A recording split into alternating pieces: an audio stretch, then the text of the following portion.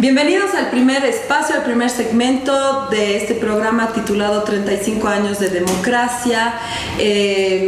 Vamos a proceder a presentarles a los invitados de este día.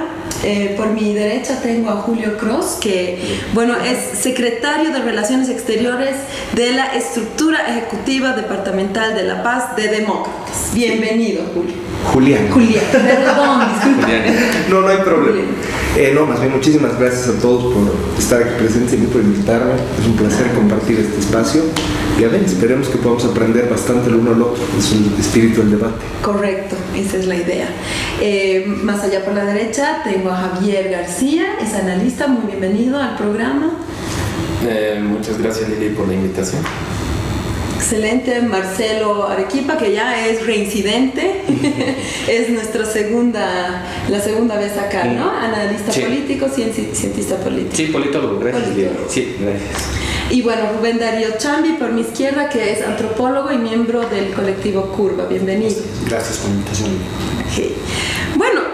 Para no ser más redundante, vamos a iniciar con la primera pregunta y me voy a ir al tema histórico-social de Bolivia. Para realmente enfatizar la diversidad que tenemos en la sociedad, por ejemplo, entre lo que es hoy México y Bolivia, durante la época de la colonia, es donde más concentración de población indígena hubo al momento de la colonia, ¿no? De la colonización en el siglo XV. Y esto marca realmente históricamente un sistema político, un sistema social que hasta el día de hoy se vive, ¿no? El español no ha venido a amalgamarse con la sociedad preexistente, sino ha venido a destruirla y después a crear algo nuevo. Y para el momento de la creación de la República tenemos algo similar al apartheid, podríamos decirlo, ¿no? No se utilizan esos términos aquí, pero lo propongo y realmente no hemos podido superar esta dinámica en Bolivia y tal vez en otros países tampoco. Y esto ha definido mucho de la política, de la democracia, de la no democracia en Bolivia.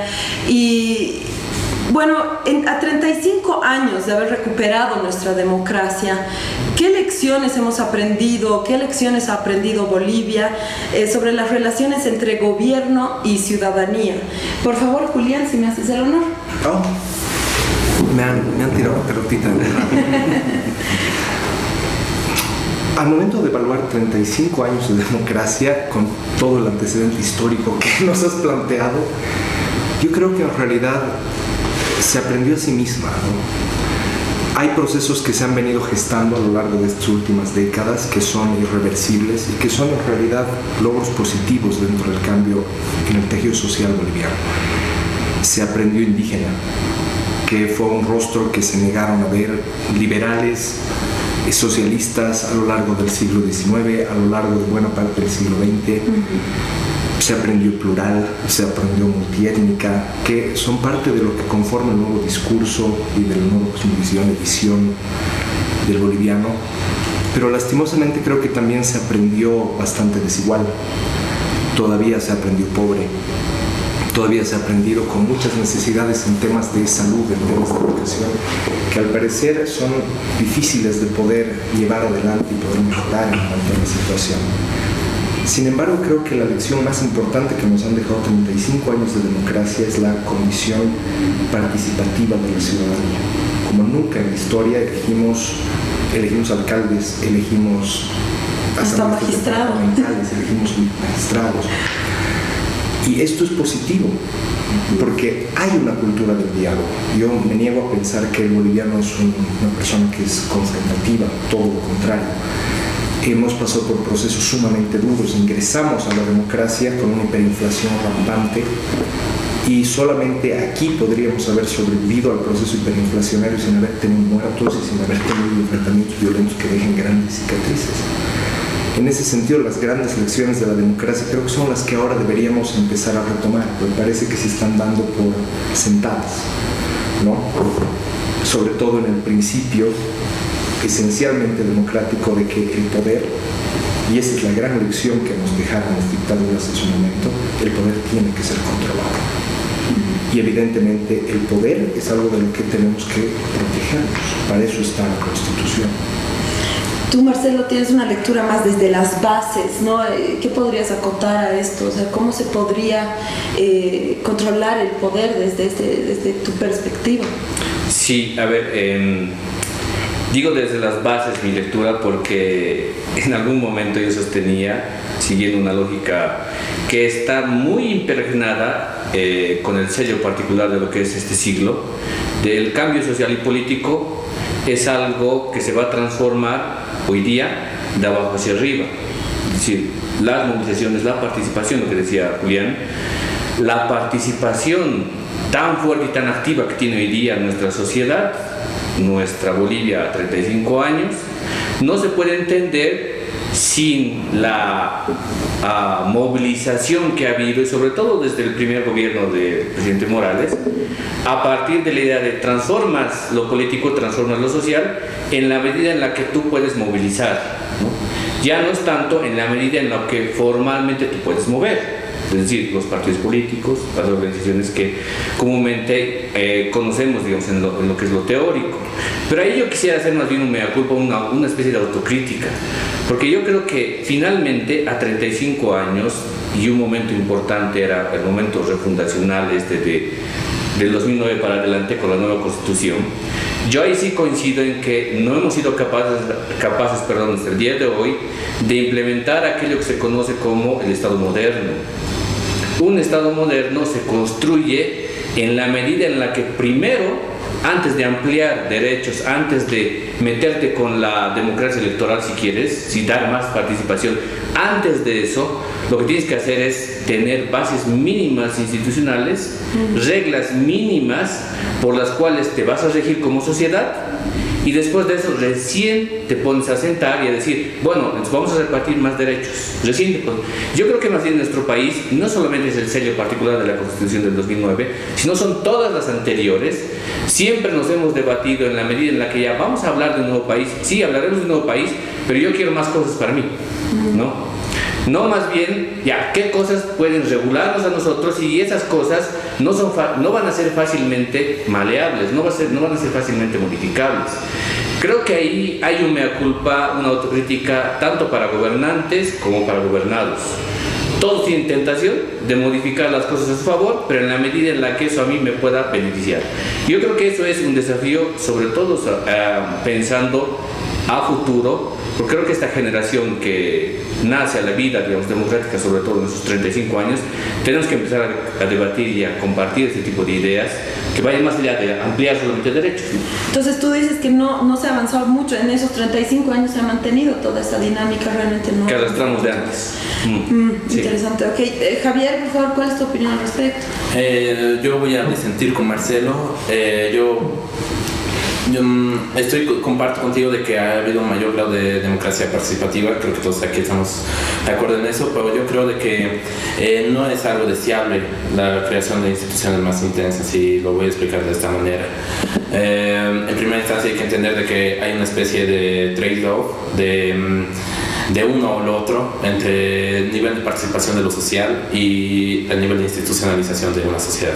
A medida que las instituciones se vuelven más fuertes, las sociedades en su dinámica activa política son menos capaces de modificar la lógica institucional, la lógica estatal, ¿no? En ese sentido, aunque comparto que un cierto nivel mínimo de instituciones es necesario, el hecho de que Bolivia viva la segunda democracia de mayor intensidad, si se quiere, solo detrás probablemente de Venezuela, es por el hecho de que justamente los sectores sociales pueden permitir... Permíteme cortarte. ¿Intensidad en qué aspecto? Intensidad en el sentido de participación de lo social. En Venezuela como en Bolivia, tanto la oposición como el gobierno, y bueno, más que el gobierno, el oficialismo, tienen altísimos niveles de participación, ya sean elecciones de alcaldes, elecciones de gobernadores, capacidad de convocar referéndums, capacidad de, por ejemplo, en Venezuela, modificar la constituyente, esa capacidad de lo popular, de lo social, de cambiar constantemente el Estado si así lo desea. A eso me refiero con intensidad. Por comparación, Brasil es exactamente lo contrario. En Brasil, autoridades no electas, por ejemplo el Tribunal Constitucional, tiene la capacidad de revocar presidentes si así lo desean, ¿no? Entonces yo creo que uno grandes méritos de la democracia boliviana es haberse convertido en una de las democracias con mayor intensidad. No empezó así, ha sido un proceso paulatino de intensificación de la participación popular, pero creo que un proceso de institucionalización vendría a representar un retroceso en ese sentido. Si es deseable o no, eso ya es acorde a criterios políticos. Depende cómo se ve la institución, ¿no? Porque hay varias formas de interpretar, es totalmente una rama entera, ¿no? Pero hay muchos autores que dicen que la institucionalidad es la clave del desarrollo, y cuando falta aquello, cuando falta la solidez de aquello, es que realmente se ven cosas o gobiernos que, por ejemplo, o se aferran del poder o no pueden desarrollar la parte económica y social apropiadamente, ¿no? Cayendo constantemente en fallas y demás. Pero bueno, también hay esta otra opción que dice que la institucionalidad tal vez evita todo esto. Es interesante. Rubén Darío, por favor. Bien, de repente yo no soy tan optimista en el concepto de recuperar la democracia. Creo que nunca ha existido en realidad, ¿no? En el sentido ideal de la democracia como una forma de vida, cuando los ciudadanos ejercemos las libertades en todos los sentidos, no solamente desde el Estado. Procesos de elección de todo, hasta el poder judicial, elegimos defensor del pueblo, lo que sea, imaginemos que elegimos todos, no son elementos, digamos, que pueden decirnos que este es un país democrático. En realidad Bolivia, para mí, desde mi lectura, es una sociedad bastante conservadora, muy conservadora, ¿no? En el sentido de cómo se manejan las estructuras sociales y culturales, la forma demagógica de la política, el clientelismo de la política, la familia en la política, son elementos que no han cambiado desde los 50 hasta ahora. Vamos más de este lado, ¿no? Sí, Entonces, no tienen esa estructura, y me parece que, digamos, los 35 años de la democracia simplemente nos enseñan una sofisticación en esa forma tradicional de hacer política. Es decir, efectivamente el tema indígena es muy importante en su participación, pero es una participación desde el Estado con una mirada muy paternalista. El indigenismo es muy fuerte. Evo Morales es el mejor ejemplo del indigenismo. Indigenismo en el sentido correcto de entender que es la política del no indígena para el indígena. Esa es la claro. Eso es clave, ¿no? Porque uno por indigenismo puede entender muchas cosas, pero definirlo es clave. Exactamente, es la política de los no indígenas. ¿Para qué hacer con los indígenas? Ese es el indigenismo, el mejor ejemplo. Álvaro García Linera es un indigenista clarísimo, ¿no? Él tiene una proyección y cómo entiende lo indígena. Cuando los programas indígenas, por ejemplo, tienen sus propios proyectos que son muy políticos, pero en este proceso, digamos, de Evo Morales, pues se folclorizan, ¿no? Se los vuelven rituales, se vuelven simbólicos, se hace un ministerio de descolonización y cosas y elementos así que pareciera y dan la imaginación de que hay sectores más incluidos, pero en el fondo se manejan estructuras tradicionales, digamos, de poder clientelar, de control, de instrumentalización. Entonces, me parece que, digamos, una recuperación de democracia antes de las dictaduras con Víctor Paz tampoco es que existía. Claro, es un caudillismo lo que decíamos, ¿no? Exactamente, la votación sí, claro, pero eso no es toda la democracia, ¿no? Se mantenían las mismas estructuras. Obviamente la dictadura tiene un lenguaje totalmente distinto, totalmente cuestionable, pero después, con las filas que, digamos, que empieza la esperanza de un espacio democrático, se mantienen las mismas estructuras. Entonces me parece que los aprendizajes son interesantes en algunos elementos. Por ejemplo, para el área rural, indígena, campesino, para mí es muy interesante, aunque de amigos indianistas y catalanistas me van a cuestionar, la participación popular, que para mí es un elemento muy interesante como política, porque realmente ha cambiado la estructura de las áreas rurales y provinciales con la participación efectiva de los campesinos y comunidades indígenas en la toma de decisiones y el manejo de recursos. Creo que eso es muy interesante porque parece que la derecha lo ha planteado, entre comillas, y no ha sido de las izquierdas donde ha venido. Claro, porque viene también de un impulso de lo que es el Banco Mundial, el FMI, hay estudios que se han hecho sobre la India en este mismo respecto, y bueno, ha sido una cosa que ha sido bien vista, ¿no? Con luces y sombras, definitivamente, seguramente que sí, pero digamos ha cambiado un poco el panorama político rural, ¿no? Y ha sido un inicio para ya el proceso de la participación indígena real, no discursiva, ni imaginativa, ni digamos pachamámica, si quiere, como ahora nos gusta a veces decirle de repente al Estado, sino más práctica, y creo que eso todavía es algo que está en construcción. Lamentablemente lamentablemente hay avances y retrocesos, pero digamos, como les decía en resumen, no soy tan optimista en pensar, digamos, que sí hay avances institucionales, una defensa del pueblo, porque me parece importante a nivel institucional de avance democrático, pero también ha habido retrocesos en los mismos globos, en el mismo lapso de tiempo, ¿no? Entonces, bueno, eso para empezar, ¿no? Ok. ¿Réplicas? Se permiten, por favor, adelante. Solamente quería, ¿no? Resumir un poco. Veo que entonces estamos diciendo, por un lado, que la democracia realmente no llegó a un punto de auge en Bolivia en ningún momento, y se podría decir también que estamos diciendo que la democracia no es solo emitir voto, ¿no? Eso rescatamos esto. Adelante, por favor. Sí. Rubén Darío. Me encanta, has usado una palabra que creo que es clave, y es instrumentalización. Que eso es buena parte de lo que se está viviendo en un proceso que se viene gestando de forma larga, ¿no? Es un desafío que no hemos podido responder, pero siento que tu crítica va más a la estructura social que al sistema político en sí. Pero están entrelazados, ¿no? El sistema político funciona en base a una estructura social que es la que hace como que se desarrolla, la forma en cómo se desarrolla. Bueno, hay excepciones, digamos, pero generalmente la práctica política, tanto de izquierdas y derechas, siempre ha tenido como base la estructura social, de cómo funciona tradicionalmente la política. O sea, la política sin personas no funciona, ¿no? Algo más simple. Pero hemos tenido interesantes propuestas como las del MRTK en su momento, que solo hubieran podido participar gracias a un sistema político, ¿no? Que les permitía ingresar también a la competencia, con sus luces y con sus sombras. Pero yo creo que ahí podría meter ahí otro elemento que quizás nos puede plantear como una especie de desafío. La Constitución de hoy día plantea 3 formas de democracia, ¿no es cierto? La representativa, la participativa y directa, y luego la comunitaria. Luego yo vengo de toda esta semana de plantear el siguiente debate. ¿Realmente nos hemos puesto a pensar en algún momento nosotros como bolivianos si estamos preparados para enfrentar esa vida armoniosa, entre comillas, de convivir en esas 3 formas de democracia? O más bien deberíamos replantearnos la idea de, otra vez volviendo al tema de, antes de otorgar, es decir, tenemos estas 3 formas de democracia, te lanzan estas ideas, antes de eso, mejor plantearemos en qué medida tenemos nuestros propios límites nosotros como ciudadanos, como bolivianos, o no, para plantearnos ejercer esas 3 formas de democracia, porque luego, si no, el ejemplo es el siguiente: cuando estás debatiendo hoy día la ley de organizaciones políticas, estás debatiendo el proyecto de ley, y estás diciendo, ahora entonces vamos a hablar de la democracia comunitaria, las autoridades del Tribunal Supremo Electoral o quienes están diseñando el proyecto de ley. Y viene alguien de las comunidades y te dice, un ratito, ¿por qué quieres regular algo que a mí en la Constitución me dice que por mis usos y costumbres se pueden hacer las cosas?